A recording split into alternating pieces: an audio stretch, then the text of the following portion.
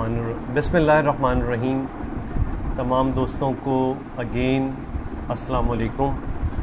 आज फिर हमेशा की तरह जुमा 3:30 बजे आप लोगों से मुखातिब, और मौजू इस दफ़ा मैंने पहले से ही आप लोगों को बता दिया था कि शुगर के हवाले से बहुत से दोस्तों ने ब्लड प्रेशर का फर्दर सेशन करने का कहा, लेकिन चूँकि शुगर से मुताल्लिक़ ना बहुत से लोग, दिल के तकरीबन 60-70% लोगों को शुगर का मर्ज़ होता है।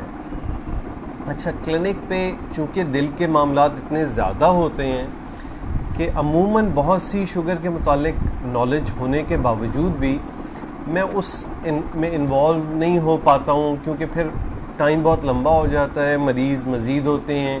क्योंकि शुगर में ज़्यादा काम मरीज़ की नॉलेज का है कि जितना मरीज़ को ख़ुद नॉलेज हो जाएगी।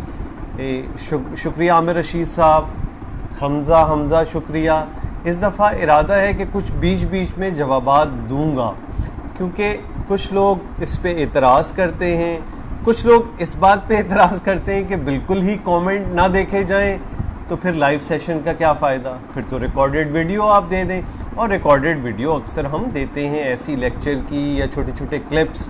तो मेरा ख्याल है ये बात भी दुरुस्त है कि हम लाइव वीडियो में भी कुछ थोड़ा बहुत लोगों को ये एहसास दिलाना। मोहम्मद अहमद वालेकुम सलाम, बरकत अली मैसेज करें, नंबर देखें, हर माशाल्लाह 60-70 हज़ार फैंस हैं। अगर मैं सबको नंबर दे दूं तो कभी कभार आप अपनी मोहब्बत में हर आदमी बात करना चाहता है, तो फिर ज़रा मुश्किल हो जाती है मेरे लिए भी और आपके लिए भी।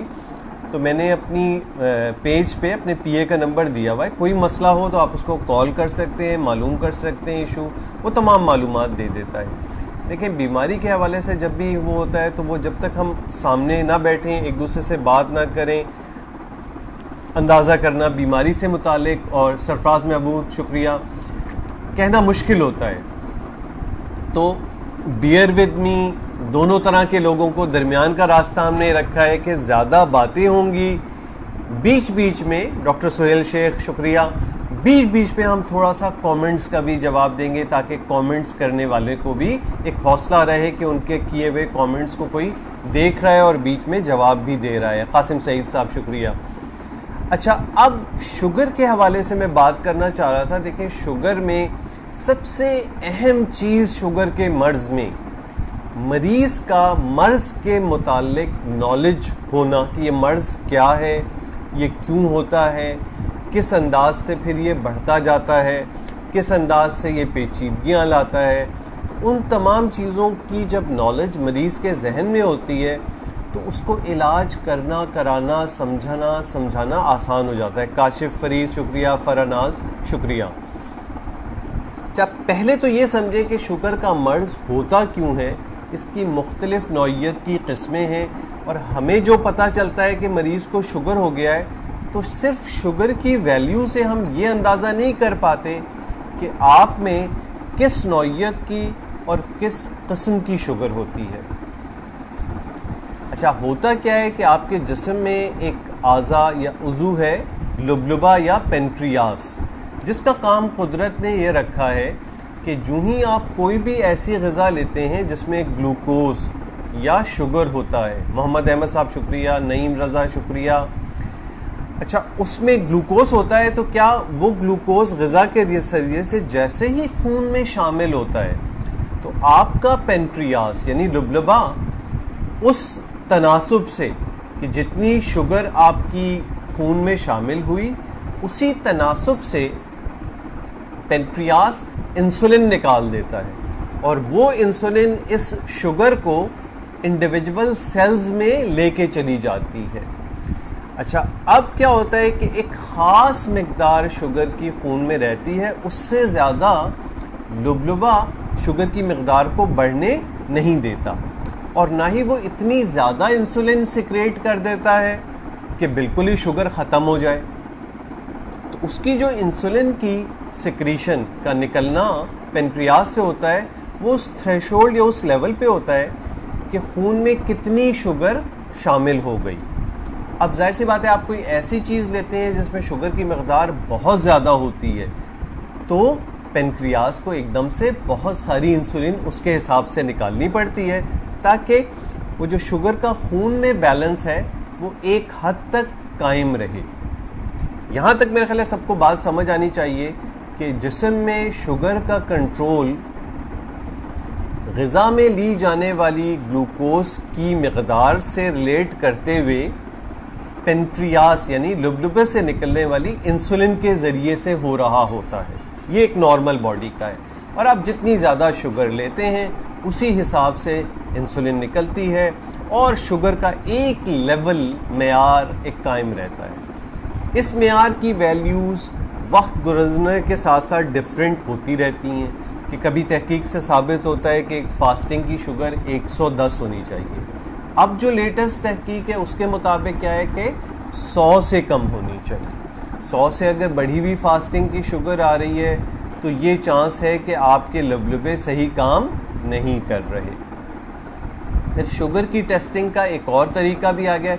अच्छा, अब ये बात आई है तो मैं यहाँ बता देता हूँ कि जो वैल्यूज़ होती हैं फास्टिंग में, जो वैल्यू होती है वो अगर 100 से कम है तो बिल्कुल नॉर्मल है, 100 से लेके 126 के दरमियान है तो अब आपकी शुगर बॉर्डर पे आ गई है कि अगर इससे मज़ीद बढ़ जाएगी तो दवाई वाली रेंज में चली जाएगी, और इससे कम रहेगी तो नॉर्मल रहेगी। 126 से ज़्यादा हो जाए तो मोहम्मद उस्मान, अच्छा वो अली गौहर साहब को मेरे ख्याल एक्टिवेट करा रहे हैं, शुक्रिया। तो 126 से ज़्यादा फास्टिंग शुगर आ जाए तो ये शुगर की रेंज हो जाती है। इसका डबल चेक एक और तरीका ये है कि आप हीमोग्लोबिन A1C कर लें। ये एक टेस्ट होता है जो आपके जिस्म में पिछले 3 महीने में एवरेज शुगर क्या रही है उसके मुतालिक बताता है। अच्छा, ये एवरेज शुगर का हिसाब कुछ इस तरह है कि अगर ये एवरेज शुगर परसेंटेज में 5.7 से कम आए तो नॉर्मल है, 5.7 to 6.5 आए तो बॉर्डर लाइन है, और 6.5 से ज़्यादा हो जाए तो ये प्रॉपर शुगर वाली रेंज हो गई। इसी तरह किसी की रैंडम शुगर अगर की जा रही है तो रैंडम शुगर में क्या है कि 140 से कम नॉर्मल है, 140 to 200 बॉर्डर लाइन है, और 200 से ज़्यादा ये बढ़ी हुई शुगर है, और वो शुगर है जिसके लिए दवाई की ज़रूरत होगी। अच्छा, अब ये तीनों रेंजेस डिफरेंट क्यों रखी गई हैं? देखें, एक लम्हे की शुगर पे ये बात कहना बहुत दुश्वार होता है कि हाँ भाई इस मरीज़ को वाकई शुगर का मर्ज है या नहीं है। और फिर ये जो बैलेंस होता है, जैसे मैंने आपके बैकग्राउंड में बताया था कि इंसुलिन की सिक्रीशन ये बात गवर्न करती है कि आपके खून में शुगर की मकदार क्या होगी, और ये इंसुलिन सिक्रीट होती है पेनक्रियास से। अब जो पेनक्रियास में या इंसुलिन मैकेनिज्म में या इसके एक्शन में जो ख़राबियाँ आती हैं उनके मुख्तलिफ लेवल्स हैं। इनिशियली ये मुमकिन है कि इंसुलिन जो पेनक्रियास से निकल रही है वो प्रॉपर काम नहीं कर पा रही। अच्छा, जब वो प्रॉपर काम नहीं कर पाएगी तो उतनी तेज़ी से खून में वो शुगर की कमी करने का बाइस नहीं बनेगी। इसको हम इंसुलिन रेजिस्टेंस कहते हैं, यानी शुगर निकल तो रही है पेनक्रियास से लेकिन रेजिस्ट हो रही है कि उसके काम में दुश्वारी हो रही है, कि वो जब खून में आने वाले ग्लूकोज को सेल में ले जाने की कोशिश करती है तो काम नहीं कर पाती। ये इनिशियल स्टेजेस है। इस वक्त आपकी शुगर बस ये होती है कि बॉर्डर लाइन चल रही है या मामूली सी बढ़ी हुई है कि अभी पेनक्रियास में इतनी ख़राबी नहीं आई है। उससे क्या होता है कि आपको ऐसी दवाइयाँ दी जाती हैं जो बिल्कुल हल्के नौइयत की हों, और इस स्टेज पे ऐसा भी मुमकिन है कि आप वेट रिड्यूस करें, एक्सरसाइज करें, अच्छा अपनी लाइफ को डिसिप्लिन कर लें, तो ये मुमकिन है कि आपकी शुगर बग़ैर दवाइयों के भी कंट्रोल हो जाए। इसी वजह से लोगों को ये शुबा होने लगता है, क्योंकि कुछ लोगों की ऐसा होता है क्योंकि डॉक्टर ये जज नहीं कर पा रहा होता है कि इनकी शुगर की नौइयत या किस्म किस किस्म की है। इस नौइयत की शुगर में जहाँ पे इंसुलिन प्रॉपर निकल रही होती है और सिर्फ इंसुलिन रेजिस्टेंस हो रही है, उसमें इनिशियल स्टेजेस में ये मुमकिन है कि बग़ैर दवाई के भी शुगर कंट्रोल हो जाए। तो हमें मरीज़ को ये गाइड करना चाहिए कि हाँ भाई, दवाई तो आप स्टार्ट कर लो, कम से कम वो जो रेजिस्टेंस कम करने वाली दवाई है, लेकिन साथ साथ आप अच्छा शुगर का कंट्रोल करो, डाइट में एक्सरसाइज करो, वेट रिड्यूस करो। हो सकता है इन तमाम चीज़ों से तुम्हारी शुगर उन लिमिट्स में आ जाए जहाँ पे दवाई की कम से कम या ना ज़रूरत पड़े। अब इन लोगों को डॉक्टर बस डायरेक्ट दवाई लिख देता है और कहता है बस ये सारी ज़िंदगी खानी है, और कल को ये किसी फक्की या हकीम या उसके पास चले जाते हैं और उसके नतीजे में जाहिर सी बात है इन्होंने बाकी तमाम चीज़ों का ख्याल रखा और उस फक्की खाई और उससे वो शुगर नीचे आ गई। ये समझने लगते हैं कि शुगर का मर्ज़ ऐसा है जिसमें दवा की ज़रूरत नहीं है। ये ऐसे ही डॉक्टरों के ढकोसले हैं, ऐसे ही उन्होंने बनाई हुई हैं बातें, बग़ैर दवा के भी शुगर कंट्रोल हो जाती है। इसकी ये बात इस मरीज़ की सुन के वो वाला मरीज़ जिसकी शुगर साल से है, उसका पेनक्रियास ने बिल्कुल काम करना छोड़ दिया है, शुगर 300, 350 और 400 के करीब रह रही है, जिसको डॉक्टर ने बेचारे ने, स्पेशलिस्ट लेवल के डॉक्टर ने इंसुलिन का मशवरा दिया हुआ है, उसको नई उमंग जाग उठती है कि भाई शुगर तो फक्कियों से भी कंट्रोल हो जाती है। वो फिर बग़ैर समझे हुए कि उसके मर्ज़ की नौइयत कुछ और थी और जिस आदमी की हकीम के कुश्ते या फकी या किसी चीज़ से कंट्रोल हुई है उसकी शुगर की नौइयत कुछ और थी। तो इसको, और कभी कभार ऐसा भी मुमकिन है कि किसी को जैसे खुदा न खास्ता वक्ती तौर पे हार्ट अटैक हुआ या कोई बहुत और अदर स्ट्रेसफुल सिचुएशन आ गई, जिस्म में अंदरूनी तौर पे ऐसी रतूबतें निकलती हैं कि आपकी शुगर अगर बॉर्डर लाइन वाले स्टेज पर होती है तो वो उन रतूबतों की वजह से, स्ट्रेस की वजह से वक्ती तौर पे उन रेंजेस में आ जाती है जिनमें हो सकता है आपको दवाई की ज़रूरत हो। फिर अगेन डॉक्टर नहीं समझता कि भाई ये स्ट्रेस इंड्यूस थी। कभी कभार दवाइयों की ऐसी दवाइयाँ होती हैं जिनसे वक्ती तौर पे शुगर बढ़ जाती है कि, और हम किस मर्ज़ में देते हैं, स्टीरॉइड्स की हाई डोज देनी पड़ती है। ये स्टीरॉइड्स की हाई डोज आपकी शुगर को बढ़ा सकती है, यानी आपकी बॉर्डरलाइन शुगर होगी और वक्ती तौर पे इस इलाज के दौरान आपकी शुगर बढ़ के उस लेवल पे चली जाएगी कि आपको दवाई की ज़रूरत हो। अब ये डॉक्टर ना समझे इस मरीज़ को और कह दे भाई ये दवा तुम्हें सारी ज़िंदगी लेनी है, और कल को जब वो जिस दवा की वजह से इसको वक्ती शुगर हुई थी उसके असरात ख़त्म हो, इस दौरान ये आदमी कोई फक्की कोई हकीम या इससे काम शुरू कर ले और शुगर नॉर्मल हो जाए, तो इसका यकीन हो जाएगा कि हाँ भाई ये फक्की से शुगर कंट्रोल हो गई। तो समझिए, शुगर खून में बढ़ना ये ज़रूरी नहीं है कि सबके पीछे एक ही मैकेनिज़्म हो। अक्सर जो जवान लोगों को या यंग लोगों को जो शुगर आती है उसमें क्या होता है कि आहिस्ते आहिस्ते आपका अपना जिस्म पेनक्रियास के सेल को तबाह करना शुरू कर देता है। इसको हम ऑटो इम्यूनिटी कहते हैं। तूबा सिद्दीकी, थैंक यू आपकी मुस्कुराहट का, हा हा हा। तो उस ऑटो इम्यूनिटी के ज़रिए से पेनक्रियास के सेल्स आहिस्ते आहिस्ते ख़त्म होने लग जाते हैं। इसको हम टाइप 1 इंसुलिन कहते हैं, कि जिसमें टाइप 1 डायबिटीज़ कहते हैं, जिसमें पेनक्रियास टोटली काम करना छोड़ देता है। अब आप खुद सोचिए कि अगर किसी आदमी का पेनक्रियास काम ही ना कर रहा हो तो इस आदमी का बग़ैर इंसुलिन के गुजारा मुमकिन है। और देखिए, शुगर कोई ऐसी चीज़ है नहीं कि जिसके रिज़ल्ट्स कोई और बना रहा हो या जो अलामतों से जज की जाएगी। इसके टेस्ट मौजूद होते हैं। आपने खुदा न खास्ता किसी हकीम या किसी टोटका स्पेशलिस्ट की बातों में आके शुगर की दवाई छोड़ दी। अब ये छोड़ने के बाद आप खुद देख सकते हैं कि आपके एक हफ्ते बाद शुगर का स्टेटस क्या रह रहा है, आपके 3 महीने के बाद एवरेज शुगर का क्या आ रहा है। और ये तो मैं खुद आपको कह रहा हूँ कि शुगर की एक किस्म ऐसी भी है जिसमें सिर्फ इंसुलिन रेजिस्टेंस आई, कि इनिशियली आप अच्छी एक्सरसाइज, वेट रिडक्शन, ये तमाम चीज़ें कर लेंगे तो हो सकता है आपकी शुगर फिर हाई से बॉर्डरलाइन वाली लिमिट पे आ जाए।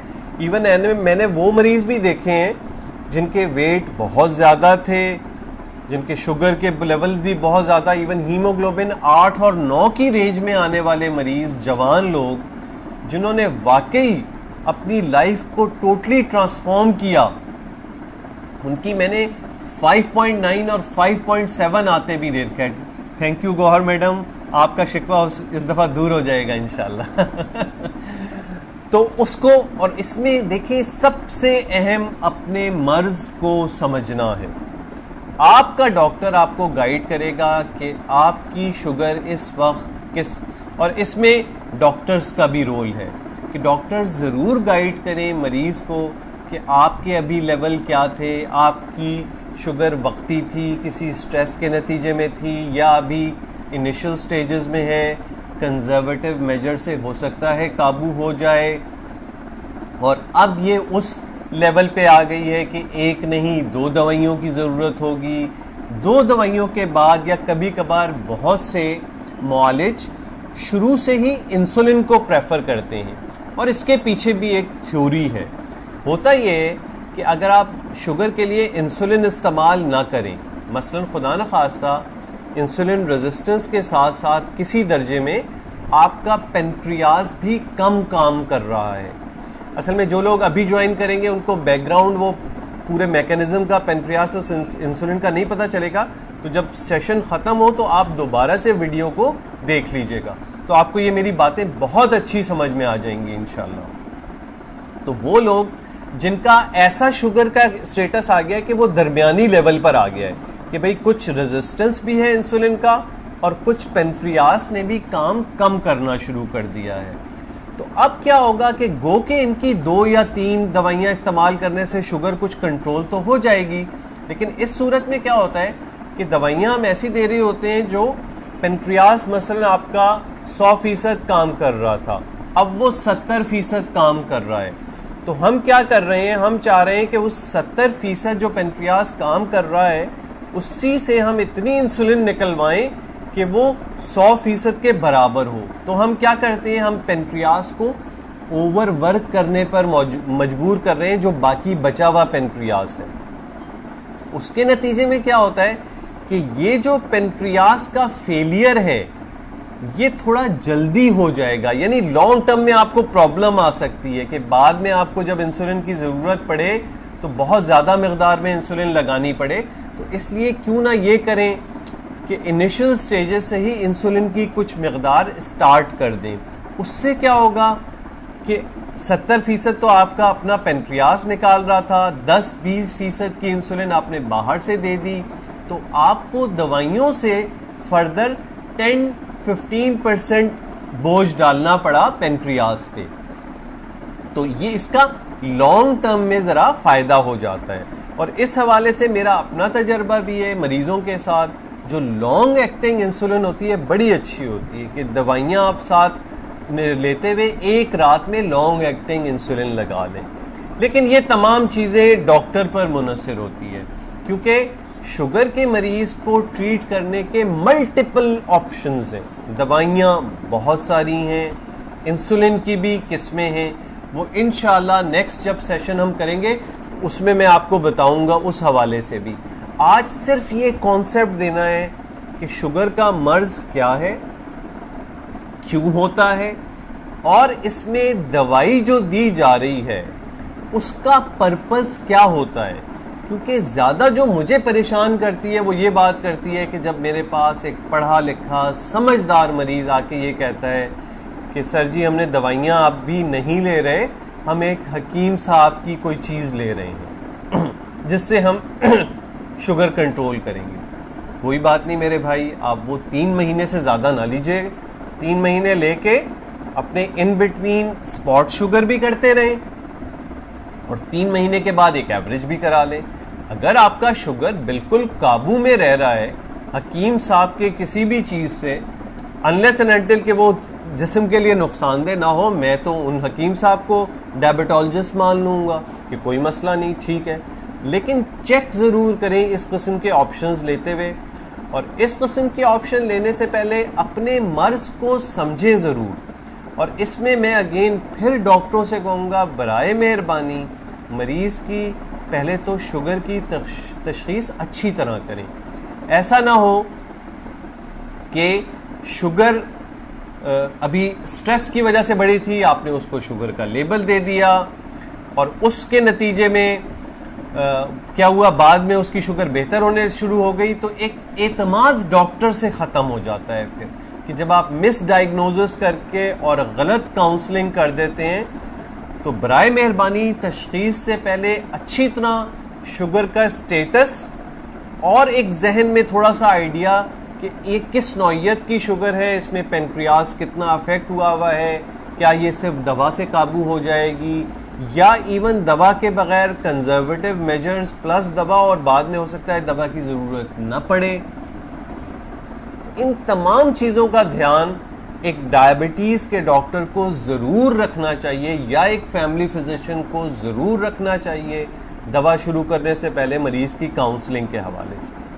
फिर देखें, जब भी आपको शुगर की तशखीस होगी या कोई भी डॉक्टर आपकी शुगर की तशखीस करता है, तो उस पर लाजिम है कि वो आपकी बाकी 4 चीज़ें ज़रूर देखें। और वो 4 चीज़ें क्या क्या हैं कि आप में ब्लड प्रेशर का मर्ज तो नहीं है, आपके कोलेस्ट्रॉल गड़बड़ तो नहीं है, आप में मोटापा तो नहीं है, आपकी एक ईसीजी बेसलाइन ज़रूर होनी चाहिए अगर आपकी उम्र 25-30 साल से ज़्यादा है, क्योंकि अब ये अर्ली एजेस में दिल का मामला होने लग गया है। तो कभी कभार शुगर के मरीज़ों को इंतहाई साइलेंट अंदाज से अटैक होके गुजर जाते हैं। दूसरा, बेस लाइन गुर्दों का फंक्शन पता होना शुगर के मरीज़ का बहुत ज़रूरी है दवा शुरू करने से पहले, और वो क्या है, कम से कम यूरिन डीआर और क्रिएटिनिन, ये 2 टेस्ट ज़रूर करने चाहिए ताकि बेस लाइन किडनी का फंक्शन।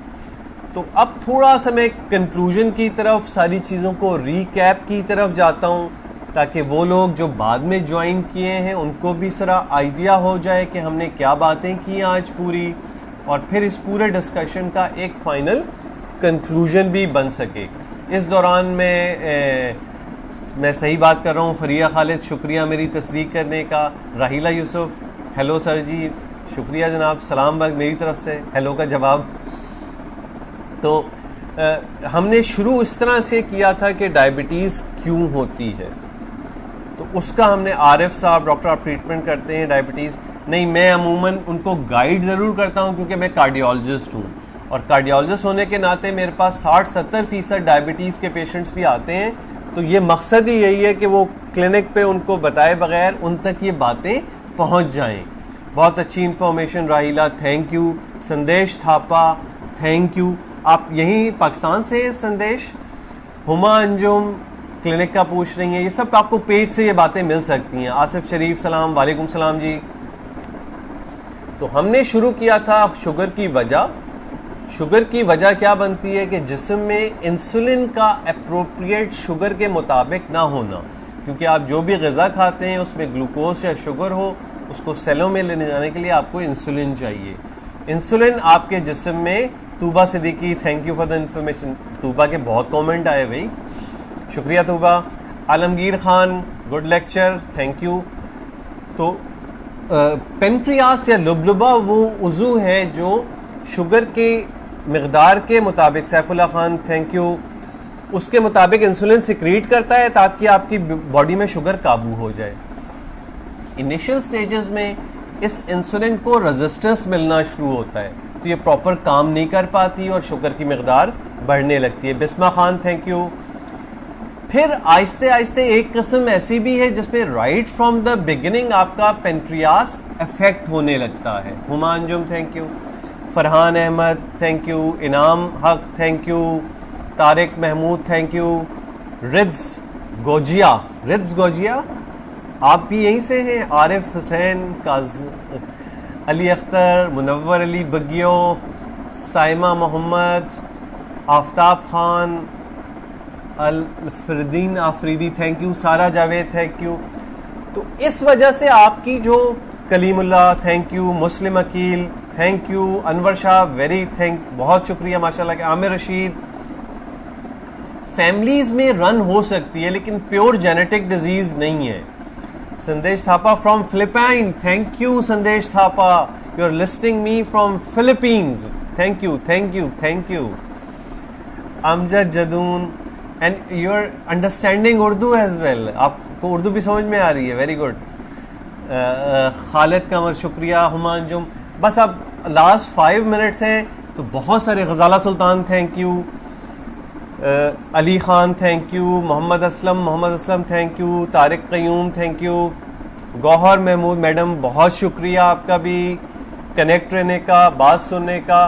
बस अब मैं आखिर कंक्लूजन की तरफ जा रहा हूँ, तो फिर अगेन मैं कमेंट से हट रहा हूँ। तो कंक्लूजन ये हुआ कि देखिए शुगर ऐसी बीमारी है जिसमें प्योर एक साइंटिफिक बुनियाद है इसकी, ये कोई डॉक्टर की इख्तरा नहीं है।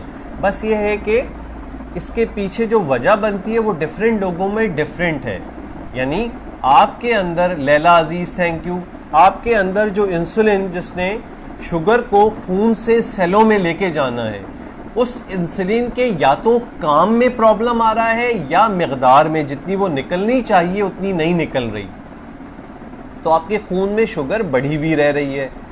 तीनों रेंजेस हमने बताई कि अगर फास्टिंग है तो नॉर्मल 100 से कम, रैंडम है तो 140 से कम, हीमोग्लोबिन A1C है तो 5.7 से कम, और अगर ये रेंज फास्टिंग में 100 से 125, रैंडम में 140 से 200, हीमोग्लोबिन A1C 5.7 से 6.5 तो बॉर्डर लाइन है। और शुगर जो दवाई वाली शुगर है वो 6.5 से ज़्यादा, हीमोग्लोबिन A1C रैंडम 200 से ज़्यादा और फास्टिंग 126 से ज़्यादा। तो ये सारी रेंजेस आपको बता रही होती हैं कि आपकी शुगर इस वक्त किस स्टेज पर है। और मैंने पहले बताया कि इनिशियल स्टेजेस पे शुगर एक्सरसाइज से, डाइट से, वेट रिडक्शन से कम होकर हो सकता है बग़ैर दवा के काबू हो जाए। लेकिन एक स्टेज ऐसा आ जाता है जब आपका पेनक्रियास काम करना छोड़ने लगता है, तो फिर आपको इंसुलिन पे हर हाल में आना पड़ता है, क्योंकि शुगर अगर मुस्तकिलन ब्लड में बढ़ी रहेगी तो बहुत ख़तरनाक नौइयत की पेचीदगियाँ लाती है। और वो क्या क्या आप सोच नहीं सकते, वो जब हम अगले सेशन आएंगे उसमें इंशाल्लाह बात करेंगे। तो शुगर किसी को हो जाए या इनिशियल स्टेजेस में है, वो कोशिश करे कि आज से ही अपनी शुगर को इतना अच्छा काबू करना शुरू कर दे। लेकिन देखिए रीज़न कुछ भी है, एंड रिज़ल्ट जो शुगर का वो ये है कि किसी भी तरीके से खून में शुगर की मिकदार को नॉर्मल के करीब रखा जाए, और जितना वो शुगर नॉर्मल के करीब रहेगी तो आप में पेचीदगियाँ बहुत कम आएंगी। दवाइयों से आप बिल्कुल वो तो नहीं हो सकते कि जैसे नॉर्मल आदमी है, क्योंकि आपका पेनक्रियास शुगर की एग्जैक्टली मिकदार के लिहाज से इंसुलिन रिलीज करता है। ये नेचर ने उसको एक मैकेनिज्म दिया हुआ है कि ना वो कम करता है ना ज़्यादा करता है। लेकिन जब एज ए इंसान हम आपको ट्रीट करते हैं तो हम जो शुगर की वैल्यूज़ हमारे सामने होती हैं हम उसके मुताबिक फ़ैसला करके आपको बताते हैं कि भाई आपके लिए ये दवा होनी चाहिए, और फिर आगे वेट करते हैं कि भाई इस दवा पे आपका शुगर का हमने क्या कंट्रोल हासिल किया। अच्छा, अब ये भी याद रखिएगा कि दिल के मरीज़ या ओल्ड एज मरीज़ या ऐसे मरीज़ जिनको और बहुत सी पेचीदगियाँ हैं, हम उनमें शुगर का बहुत स्ट्रिक्ट कंट्रोल नहीं करते क्योंकि हाइपोग्लाइसीमिया का ख़तरा हो जाता है। तो हम कोशिश करते हैं पानी, हाँ थैंक यू गौर मैडम, उसमें हमारी कोशिश होती है कि बस नॉर्मल के थोड़ा करीब आ जाए, क्योंकि हाइपोग्लाइसीमिया भी यानी शुगर का कम होना बहुत ख़तरनाक हो सकता है। तो मेरा ख्याल है आधा घंटा हमारा पूरा हो रहा है, मैं भी थक चुका हूँ और आप भी सुन सुन के थक गए होंगे। लेकिन बहुत शुक्रिया गौहर महमूद, तूबा सिद्दीकी, जो लोग टॉप फैंस हैं, बहुत आपकी पजीराई से दिल खुश होता है। और पोस्ट पे आपके कमेंट्स, आपका देखना, शाहिदान दलीप, आलमगीर ख़ान, और इसको आगे प्रोपेगेट करना, मकसद सिर्फ, और जैसे जैसे आपको ये ऑथेंटिक नॉलेज मिलती रहे तो आप हर मरीज़ को कन्वे करें, लोगों को बताएं। सलाम नासिर, शुक्रिया इस्लामाबाद से। इंशाल्लाह शायद नेक्स्ट वीक चक्कर लगे इस्लामाबाद तो आपसे मुलाकात होगी इंशाल्लाह। तो फिर अगेन सब लोगों का बहुत बहुत बहुत शुक्रिया। अल्लाह हाफिज़।